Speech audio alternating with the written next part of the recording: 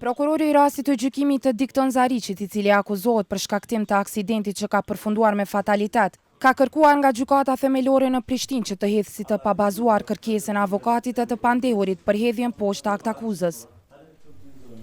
Prokuroria i ka analizuar pretendimet e mbrojtjes të paraqitura në kundërshtimin e provave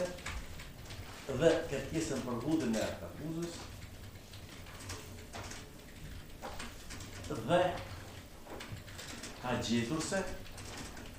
këto pretendime nuk qëndrojnë,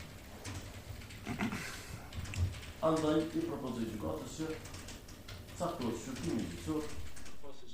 Ndërsa avokati Azdren Hoxha, përfaqësuesi i palës së dëmtuar, konkretisht i familjes Bajrami, e cila në aksidentin në fjalë kishte humbur djalin, deklaroi se pajtohet me fjalën e prokurorit. Në tërësi mbështes fjalët e prokurorit dhe konsideroj që kundërshtimi i avokatit mbrojtës me lidhje me provat,